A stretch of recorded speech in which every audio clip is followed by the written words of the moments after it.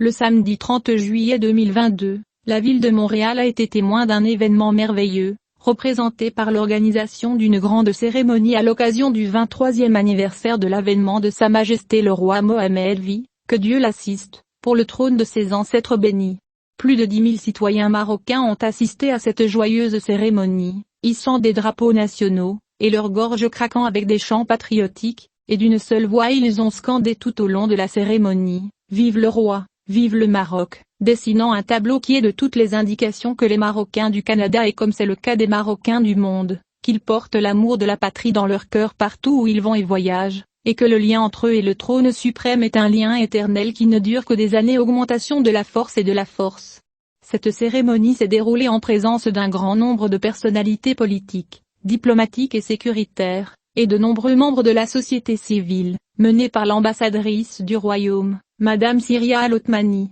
le consul général, M. Mohamed Africain, et un certain nombre de diplomates des pays africains amis. La présence distinguée du ministre, M. Yan Lahjeni, a également été notée, qui a assisté à la compagnie des membres de sa famille et a beaucoup apprécié la dégustation de plats marocains et de thé, comme il l'a exprimé au journal électronique, son bonheur d'être avec les membres de la communauté marocaine pour partager leur joie à l'occasion de la glorieuse fête du trône. Le journal électronique Al-Safa a appris tard dans la nuit que le soi-disant Zakaria Moumni s'était rendu sur les lieux et avait eu des altercations verbales avec un certain nombre de membres bien connus de la communauté marocaine sur des sites de réseaux sociaux, et des images diffusées montraient que la police de Montréal a procédé à son arrestation et l'a amené dans la voiture de police. En raison du chaos qu'il a provoqué lors d'une fête organisée par des membres de la communauté marocaine, il n'a rien à voir avec aucun parti officiel que Moumni critique sur YouTube. D'autre part, un certain nombre de visages bien connus sur les sites de médias sociaux pour leur critique des politiques gouvernementales et de la justice marocaine ont exprimé un patriotisme élevé, alors qu'ils confrontaient Moumni avec des mots qui peuvent se résumer en « Nous critiquons les politiques publiques,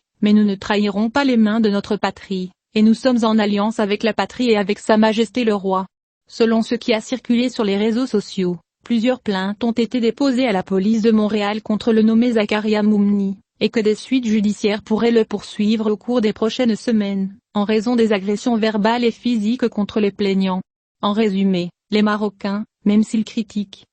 les politiques publiques, quant à la monarchie et à la patrie, elles sont une ligne rouge que ni les Marocains de l'étranger ni les Marocains de l'intérieur n'accepteront de franchir par qui que ce soit. Quant aux Marocains du Canada, ils ont donné au monde des leçons de patriotisme et de dévouement au roi et au pays, et ils ont fait comprendre à tous ceux qui seraient tentés de leur faire du mal qu'ils le confronteraient à la loi.